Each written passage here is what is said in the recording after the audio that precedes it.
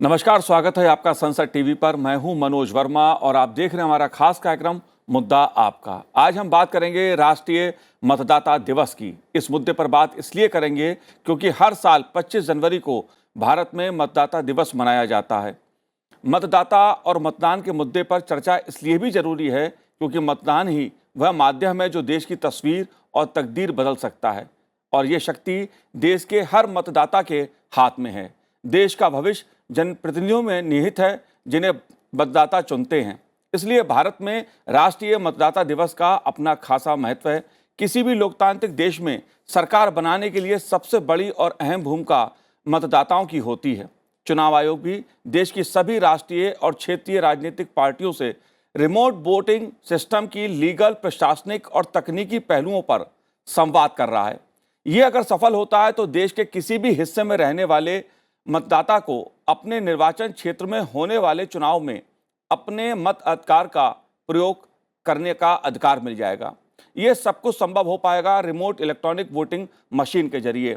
लोकतंत्र में मतदाता की पूर्ण भागीदारी हो, ये जरूरी है। इसलिए मुद्दा आपका में हम बात मतदाता दिवस की करेंगे, चुनाव सुधार की करेंगे और मतदान और मतदाता के लिहाज से नई सुविधा और नई पहल की भी करेंगे। चर्चा करने के लिए खास मेहमान मेरे साथ मौजूद हैं, जुड़े हुए हैं। पूर्व मुख्य चुनाव आयुक्त ओपी रावत जी हमारे साथ जुड़े हुए हैं। ओपी रावत जी, आपका स्वागत है संसद टीवी पर। साथ ही हम बात करेंगे पीआरएस के आउटरीच प्रमुख चक्षु राय जी का, आपका भी स्वागत है। साथ ही दिल्ली विश्वविद्यालय के प्रोफेसर राजनीतिक विज्ञान डॉक्टर संजीव तिवारी जी भी मौजूद हैं। संजीव जी, आपका भी स्वागत है संसद टीवी पर। लेकिन शुरुआत में ओपी रावत जी आपसे करूंगा। रावत जी, हर साल मतदाता दिवस मनाया जाता है, लेकिन अगर बात चुनाव सुधार की जाए, नई शुरुआत की जाए, तो कई नई पहल चुनाव आयोग कर रहा है ताकि मतदाताओं को सुविधा हो और देश में मतदान का प्रतिशत बढ़े। इस दिवस को आप कैसे देखते हैं, क्या कहना है आपका? ये एक्चुअली मतदाता दिवस मनाया इसलिए जाता है कि इसी दिन इलेक्शन कमीशन की स्थापना हुई थी 1950 में। लेकिन अ, इसका मकसद है कि आम वोटर, आम मतदाता, उसको कैसे सशक्त किया जाए ताकि जिस किसी भी तरह की फेलियर अगर पॉलिटिकल स्टेक होल्डर्स में या ऑफिशियल स्टेक होल्डर्स में कहीं भी दिखती है तो काउंटरवेलिंग फोर्स की तरह मतदाता उसको पॉइंट आउट करें, सुधार दें और इंश्योर कर लें कि उनके चुनाव पर किसी भी तरह का विपरीत प्रभाव नहीं पड़ेगा। जी। दो तीन चीजें इस बार नई हुई हैं। पहला तो ये हुआ है कि 1 जनवरी को ही आप 18 साल के ऊपर हो तभी मतदाता बनते थे, लेकिन अभी हाल ही में धारा 14B पीपल्स रिप्रेजेंटेशन एक्ट 1950 में अमेंडमेंट होकर अब ये 4 डेट्स हो गई हैं, 1 जनवरी, 1 अप्रैल, 1 जुलाई और 1 अक्टूबर। इस साल कई राज्यों में चुनाव हैं और उनमें 1 जनवरी को जो 18 साल के नहीं हुए वो सब वंचित हो जाते, लेकिन इस अमेंडमेंट के कारण वो सब अब अपने प्रदेश के चुनाव में भाग ले सकेंगे। दूसरा, आपने बहुत अच्छा बताया है कि जो माइग्रेंट वर्कर्स हैं, गरीब लोग जो अपने रोजगार की तलाश में अपने राज्य से बाहर चले जाते हैं रोजगार के लिए, स्पेशली अप्रैल, मई, जून में, वो लोग वोट नहीं डाल पाते थे और इनकी संख्या 5 से 6 करोड़ होती है। जी। तो उनको वोट डालने की वही सुविधा दी जाए, इसके लिए इलेक्शन कमीशन ने एक नई मशीन बनवाई है जिसको कहा है रिमोट वोटिंग मशीन। इस वोटिंग मशीन में 72 कंस्टिट्यूएंसीज का वोट कराया जा सकता है और अगर माइग्रेंट वर्कर्स ने पहले से रजिस्टर करा लिया है तो उनको मैप करके returning officer polling station fix कर सकते हैं सेंट्रली, ताकि उनको वहां वोट डालने की सुविधा हो जाए। जी। इसके लिए सारी पार्टियों को ऑन बोर्ड लेने के लिए 16 जनवरी को इलेक्शन कमीशन ने इसका डेमोन्स्ट्रेशन किया सारी पार्टीज के सामने और उनकी राय जानी। अभी उनमें 16-17 पार्टियों का विरोध है। उनका कहना है कि जो हमारे संदेह हैं, जो हमारे सुझाव हैं, पहले उन पर कार्रवाई की जाए, उसके बाद ही इस पर आगे विचार किया जाए। जी। इसके अलावा भी कई सुधार पाइपलाइन में हैं, उसके बारे में हम आगे चर्चा कर लेंगे। जी। बिल्कुल, क्योंकि मतदाताओं को सुविधा मिले, कुछ नई शुरुआत हो, इस लिहाज से, तकनीक के लिहाज से भी चुनाव आयोग लगातार कोशिशें कर रहा है। और चक्षु राय जी, मैं इस मुद्दे को आपसे भी समझना चाहूँगा, क्योंकि देश में अगर मतदान प्रतिशत की बात मैं करूँ तो करीब करीब अगर देखा जाए तो 60 और 70% के आसपास मतदान रहता है। बहुत अच्छी अगर मतदान की बात मैं करूं ओवरऑल देश में जो आम चुनाव होते हैं। लेकिन अगर 2019 की मैं बात करूं तो करीब 30 करोड़ लोग ऐसे थे जो अपने मत का प्रयोग नहीं कर पाए थे या उन्होंने वोट नहीं डाला था। एक बड़ा कारण जो आता है सामने उभर के, जो कामगार होते हैं, एक शहर से दूसरे शहर काम करने जाते हैं, एक राज्य से दूसरे राज्य काम करने जाते हैं, वोट बना है लेकिन काम के चलते उन्हें सुविधा नहीं मिल पाती, दूसरे राज्य में वोट नहीं डालते हैं। इस पहल को आप कैसे देखते हैं? क्योंकि मैं ये सब मानता हूं कि मतदाता की दृष्टि से जो रिमोट इलेक्ट्रॉनिक वोटिंग मशीन की पहल है चुनाव आयोग की, उसे सकारात्मक रूप से देखा जाना चाहिए। हालांकि कई सारे सवाल हैं इसको लेकर, आप कैसे देखते हैं इस मुद्दे को? आपने एक बड़ा ही महत्वपूर्ण विषय उठाया है।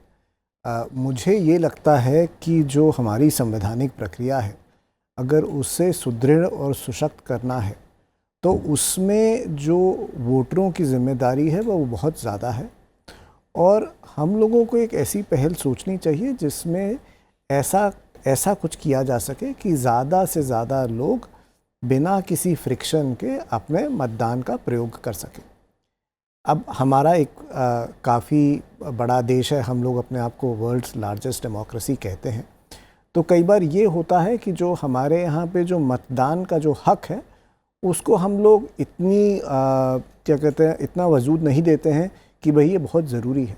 अगर हम इतिहास देखें पहले तो दो यूनाइटेड स्टेट्स है जो जिसको कहा जाता है कि भाई काफ़ी पुरानी डेमोक्रेसी है, वहाँ पर लोगों को मतदान करने से रोकने के लिए अलग अलग तकनीकें अपनाई गई थी। तो वहाँ पर अफ्रीकन अमेरिकन्स को जब वोट नहीं करने दिया जाता था तो उनके ऊपर टैक्स लगाया जाता था। तो चाहे वो किसी भी रंग के हो, अगर वो गरीब होते थे तो वो वोट नहीं कर पाते थे। तो इसका बदलाव 1964 में हुआ। वोटिंग को रोकने के लिए एक लिटरेसी टेस्ट होता था कि भाई अगर आप अनपढ़ हैं तो आप वोट नहीं कर सकते जी। ये भी 1964-65 में जब वहाँ पे यूनाइटेड स्टेट्स का संविधान बदला तब उसमें इन लोगों को वोट करने की तैयारी दी गई। हम लोगों के यहाँ पर ना आपका रंग देखा जाता है, ना आपकी जाति देखी जाती है, ना आपका धर्म देखा जाता है। आप शिक्षित हैं, अशिक्षित हैं, आप जाके अपना वोट कास्ट कर सकते हैं। एक और उदाहरण देना चाहूँगा और वो ये है कि हमारे यहाँ पर जब से हम आज़ाद हुए महिलाओं को वोट देने का हक था जी। अमेरिका में, इंग्लैंड में, जो कि काफ़ी पुरानी और इस्टेब्लिश्ड मैच्योर डेमोक्रेसीज थी, वहाँ पर महिलाओं को इलेक्शन लड़ने और वोट करने का हक कुछ 1920-1930 के करीब आया। तो जब हम अपने यहाँ पर देखते हैं कि भाई हमारे पास मतदान का पूरा हक है और सभी के पास है, तो हम लोगों को थोड़ा सा इस बार भी सोचना चाहिए कि इस हक को हम कैसे सबके पास तक लेके जाएं और कैसे हम ये प्रयास करें कि सभी लोग इस हक का प्रयोग कर पाएं। जी बिल्कुल। मजबूत लोकतंत्र के लिए चुनावी साक्षरता जरूरी है। कोई मतदाता पीछे ना छूटे और वोट जैसा कुछ नहीं, वोट जरूर डालेंगे हम, ये इस बार का थीम है। मैं संजीव जी आपसे समझना चाहता हूं इस बात को, क्योंकि अगर बात हम मजबूत लोकतंत्र की करते हैं तो बात चुनावी साक्षरता की भी आती है। चुनावी साक्षरता से क्या तात्पर्य यहाँ पर है? और दूसरा, वोट को लेकर लोगों में उत्साह पहले से बड़ा है। अगर हम देखें बहुत तब्दीली आई है। चुनाव आयोग ने कई नई पहल की हैं, सीनियर सिटीजन के लिए, महिलाओं के लिए, दिव्यांगजनों के लिए तमाम पहल की हैं। चुनावी साक्षरता से क्या तात्पर्य है? मुझे लग रहा है जहाँ तक चुनावी साक्षरता का सवाल है, चुनाव आयोग लगातार प्रयास कर रहा है कि लोगों में एक जागरूकता लाया जाए और चुनाव के प्रति लोगों में एक उत्सुकता भी लाया जाए जी। एक उत्साह लाया जाए और चुनाव को एक तरह से एक पर्व के रूप में मनाया जाए। यह लोकतंत्र का बहुत बड़ा पर्व है और इसको मनाने की आवश्यकता है। और इसी जागरूकता के लिए, इसी साक्षरता के लिए चुनाव आयोग लगातार लोगों के बीच में अलग अलग माध्यमों से जाने का प्रयास कर रहा है। और उसी दिशा में यह एक रिमोट वोटिंग मशीन की जो बात चल रही है और जिसके ऊपर चर्चा प्रारंभ हुई है, वह उसी दिशा में एक प्रयास है कि किस प्रकार से सभी लोगों को चुनाव में वोट देने का अधिकार प्रदान किया जाए। मुझे लग रहा है इस दिशा में आपने ठीक कहा, लगातार सुधार हो रहा है वोटिंग पैटर्न में। जो 1980 और 1990 के दशक में 50 से 51%, 52% की वोटिंग थी, वह 2019 के चुनाव में, पिछले लोकसभा चुनाव में बढ़कर 67% टोटल वोटिंग हुआ। और यह टोटल जितने सिटीजन्स हैं जो एलिजिबल वोटर्स बन सकते हैं, उनके 91% वोटर्स ने रजिस्ट्रेशन कराया था, अर्थात उनका नाम वोटिंग लिस्ट में दर्ज था। जी। जब इसकी तुलना 1951 से करते हैं, जब पहली बार भारत ने रिपब्लिक और अपने संविधान को अपनाया और पहला जब चुनाव हुआ था, तो उस वर्ष में लगभग कुल जो एलिजिबल वोटर्स थे, क्योंकि सबको मत देने का अधिकार है, महिला हो, पुरुष हो, किसी जाति, किसी धर्म का हो, भारत में समान रूप से अधिकार है, न कोई भेदभाव है, तो उसमें 17% कुल आबादी जो एलिजिबल थी वह वोटिंग लिस्ट में रजिस्टर्ड थी, जी। जो बढ़कर 2019 में मुझे लग रहा है कि यह लगभग 91% हुई है। अब इसे हमें 100% बढ़ाने का लक्ष्य है और वोटिंग परसेंटेज को भी और बढ़ाने का लक्ष्य है। तो मुझे लग रहा है कि जैसे जैसे साक्षरता बढ़ेगी, उत्सुकता बढ़ेगी, जागरूकता बढ़ाया जाएगा, वैसे वैसे यह कार्य सार्थक होगा। और इसी दिशा में यह रिमोट सेंसिंग का भी एक प्रयास है, जो चुनाव सुधार की दिशा में एक लंबी छलांग लगेगी। मुझे लग रहा है जी। कि लगभग 10 करोड़ आबादी अपने घरों से दूर दूसरे शहरों में रहती है, जहां उनके पास परमानेंट रेसिडेंस नहीं है, या फिर वह लेथार्जिक होने के कारण अपने नाम को वोटर लिस्ट में नहीं शामिल करा पाती है, उसको दूर करने की आवश्यकता है। और यह जो इस साल का आप स्लोगन लगातार बता रहे हैं कि nothing like voting and I vote for sure, यह जो है मुझे लग रहा है कि यह अगर अपनाया जाएगा तो आने वाला जो लगातार चुनाव है, बहुत सारे राज्यों में चुनाव है, जिसे हम कहते हैं कि लोकतंत्र का या लोकसभा का जो अगला चुनाव होने वाला है उसका सेमीफाइनल है, तो उसमें भी वोटों का प्रतिशत बढ़ेगा और लोगों का रुझान बढ़ेगा। एक और महत्वपूर्ण मुद्दा है जो मैं अंतिम रूप से आपको अभी बताना चाहूँगा, वह है यूथ के बीच में, जो 17 से लेकर 19 साल के बीच में है, 18 से लेकर 19 साल के बीच में है, उनमें एक तरह से उदासीनता है वोटिंग के प्रति, जागरूकता का अभाव है, क्योंकि वह इसको वैसे ही लेते हैं कि उनमें उसको नहीं लेना चाहते हैं, वोटिंग में रजिस्ट्रेशन नहीं कराना चाहते हैं, उनको पता नहीं है कि इसके लिए स्पेशल ड्राइव भी चुनाव आयोग ने समय समय पर कराया है, एजुकेशनल इंस्टीट्यूशंस में भी कराया है, हमारे भी विश्वविद्यालय महाविद्यालयों में दिल्ली में भी चुनाव आयोग लगातार करा रहा है। और इसी दिशा में जो रावत साहब अभी मेंशन कर रहे थे कि 4 जो अलग अलग डेट्स हैं वो अलग अलग एलिजिबिलिटी डेट्स हैं, तो उसी दिशा में प्रयास है कि कोई छूटे नहीं जी। और यह तमाम जो एलिजिबल सिटीजन्स हैं 100% उनका रजिस्ट्रेशन हो वोटर लिस्ट में। जी बिल्कुल, कोई मतदाता पीछे ना छूटे। वोट जैसा कुछ नहीं, वोट जरूर डालेंगे हम, ये थीम है इस बार का। ओपी रावत जी, एक बड़ा सवाल यहां पर उठता है, अगर हम बात जो कामगार हैं जो दूसरे शहरों में जाके वोट नहीं डाल सकते और उनके लिए चुनाव आयोग रिमोट इलेक्ट्रॉनिक वोटिंग मशीन की पहल कर रहा है और उसके लिए उसने तमाम राजनीतिक दलों से संवाद भी किया, प्रेजेंटेशन भी अपना दिया, लेकिन उसको लेकर तमाम तरह के सवाल भी उठे हैं। मैं आपसे ये समझना चाहता हूं एक बात को कि देश में एक दौर था जब मतपत्रों से मतदान होता था, मतपेटी होती थी, उसकी जगह ईवीएम ने ले ली। क्या बदलाव हुआ, कितना बदलाव हुआ, क्या असर पड़ा, यह सवाल मैं इसलिए पूछ रहा हूं क्योंकि मतदाता की दृष्टि से, फैसले की दृष्टि से तो शायद अच्छा है, सुविधाजनक है, लेकिन कुछ लोग यह सवाल उठाते हैं कि मतपत्र वाली व्यवस्था बेहतर थी या ईवीएम वाली व्यवस्था बेहतर है। आप कैसे देखते हैं इसको?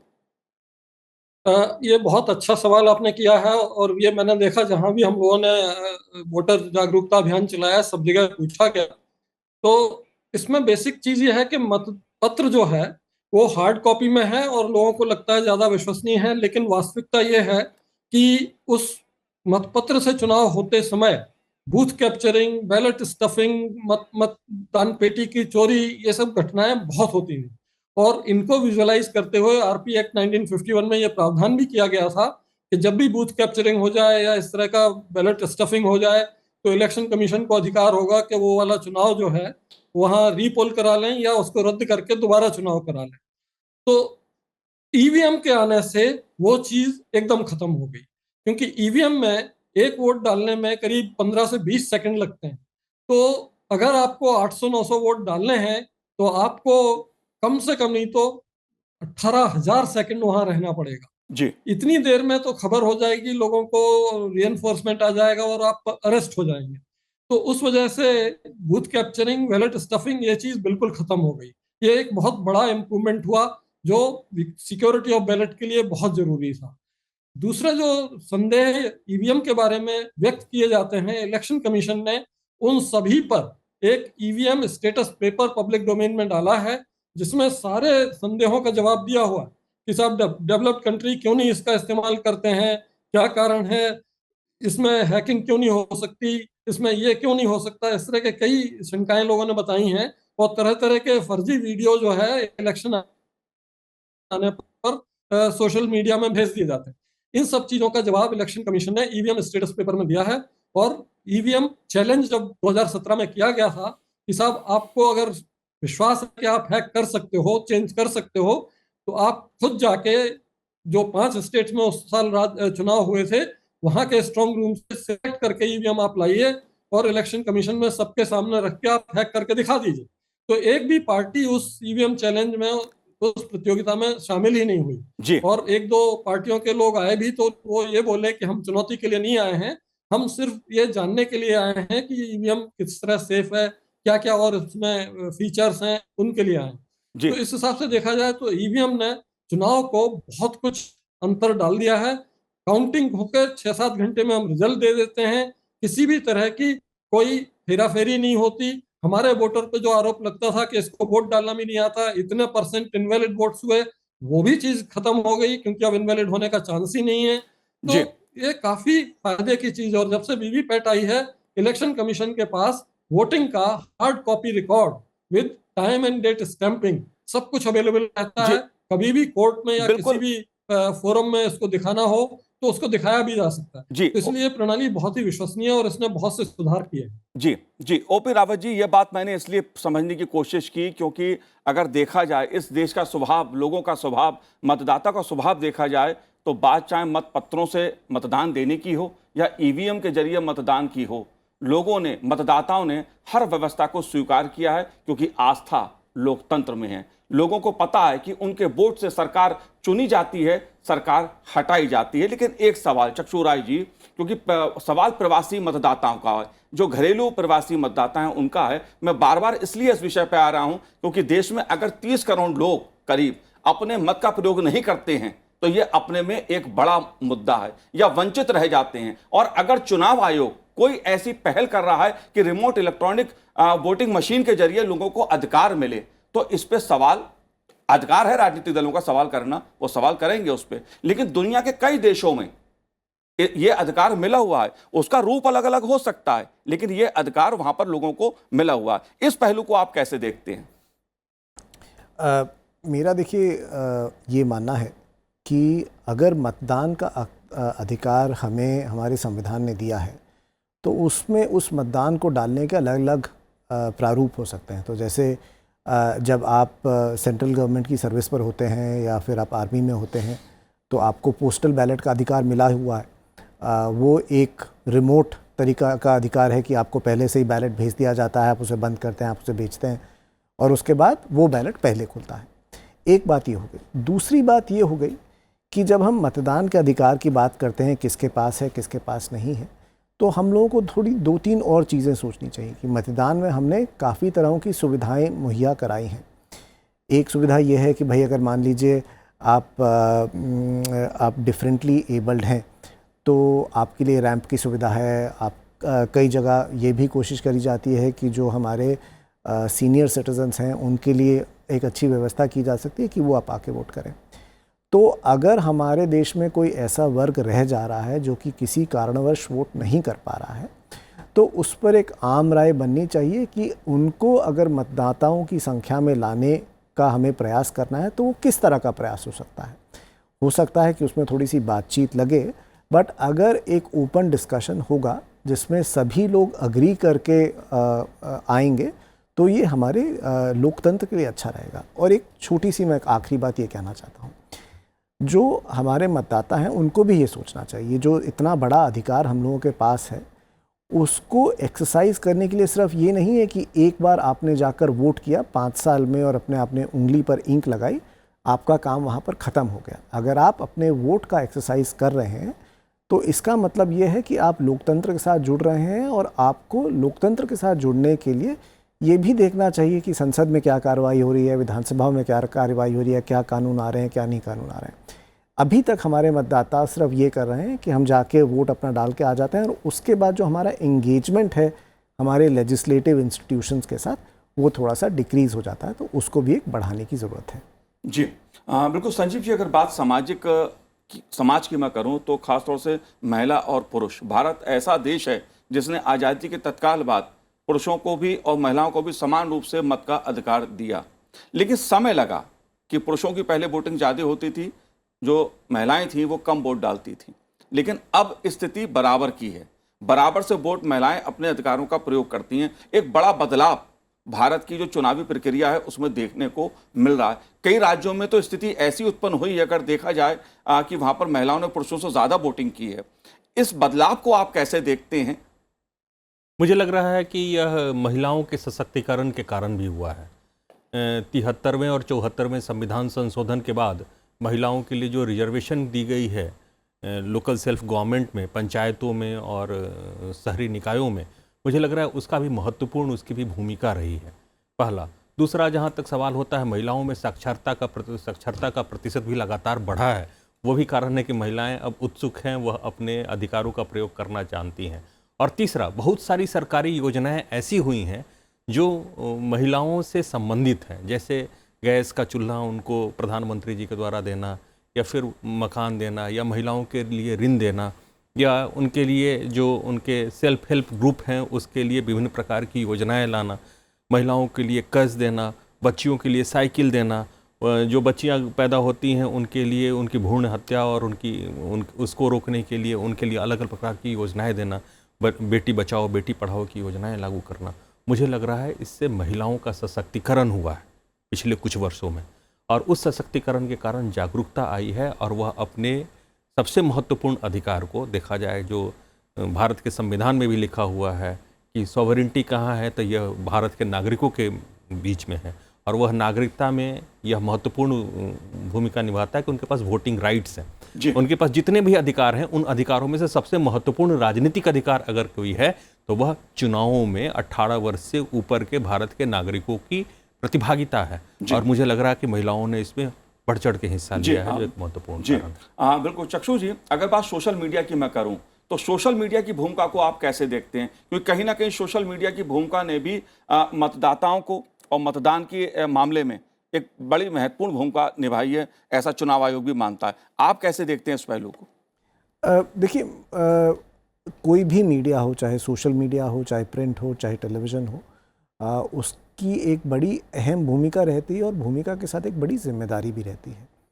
तो कई बार ये भी देखा गया है, जैसे थोड़ी देर पहले रावत जी बात कर रहे थे कि ईवीएम मशीनों की जो सेफ्टी है और उनका जो एक सिक्योरिटी है, उसके बारे में कोई शंका नहीं है, बट फिर भी कई बार लोग उस पर शंका उठाते हैं जी। तो इसमें अगर सोशल मीडिया का रोल रहता है तो उसको थोड़ा सा रोकने के बारे में हमें सोचना चाहिए कि कैसे हो सकता है।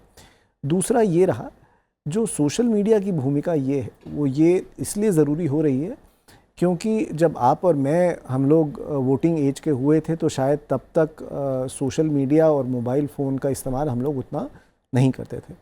बट आज का जो युवा वोटर जो 18 साल का हो रहा है जी, वो एक ऐसे समय पर पैदा हुआ है जब उसने अपनी पूरी ज़िंदगी में मोबाइल फ़ोन और सोशल मीडिया का इस्तेमाल किया है। तो उसका जो डिपेंडेंस है सोशल मीडिया के ऊपर इंफॉर्मेशन गैदरिंग के लिए, इंफॉर्मेशन कंजम्पशन के लिए, वो ज़्यादा है। तो जो सोशल मीडिया की जो रिस्पॉन्सिबिलिटी है वो थोड़ी सी और बढ़ गई है, और हमें ये सोचने की बात है कि इसमें इलेक्शन कमीशन और ऐसे क्या कदम उठा सकता है ताकि वो जो रिस्पॉन्सिबिलिटी है वो सोशल मीडिया अच्छी तरह से निभा सके। जी, ओपी रावत जी, आखिरी सवाल मेरा आपसे, क्योंकि मतदाता दिवस है, देश में मतदान का प्रतिशत बढ़े, इसके लिए चुनाव आयोग लगातार कोशिशें कर रहा है, तमाम प्रयास करता है, लोगों को जागरूक भी करता है, अलग अलग माध्यम से टेक्नोलॉजी का इस्तेमाल भी चुनाव आयोग कर रहा है, सोशल मीडिया का इस्तेमाल भी चुनाव आयोग कर रहा है, लगातार लोगों को प्रोत्साहित किया जाता है। लेकिन अगर 2019 की मैं बात करूं तो 67% के आसपास वोटिंग हुई थी। 30 करोड़ लोग ऐसे हैं जिन्होंने मत का प्रयोग नहीं किया। इसको बढ़ाने के लिए, मत प्रतिशत को बढ़ाने के लिए आप क्या सुझाव देना चाहेंगे, क्या करना चाहिए?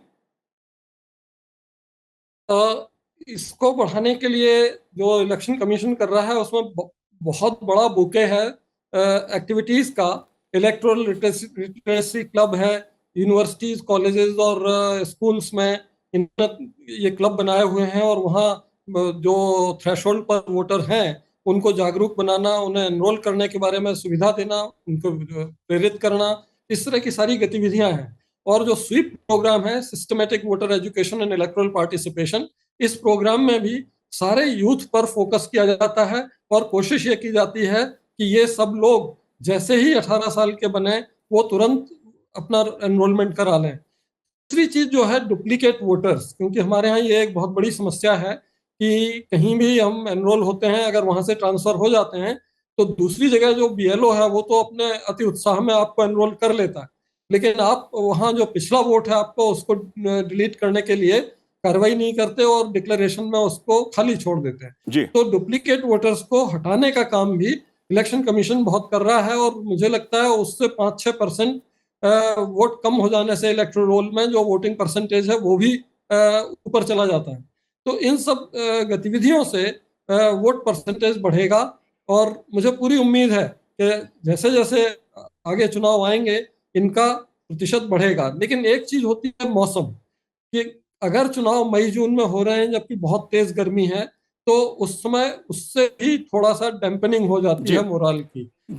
लेकिन अगर मौसम सही है तो 2-4% वोट अपने आप और जुड़ जाता है।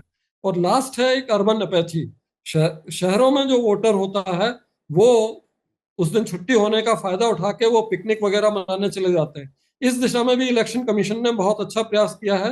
कई जगह उन्होंने इंडस्ट्रीज के साथ एमओयू किए हैं कि वो लोग जो छुट्टी अवेल करके वोट करने नहीं जाते हैं उनको नाम नोटिस बोर्ड पे लगाए जाएं, बताया जाए लोगों को कि साहब इन्होंने छुट्टी ली लेकिन वोट नहीं डाला।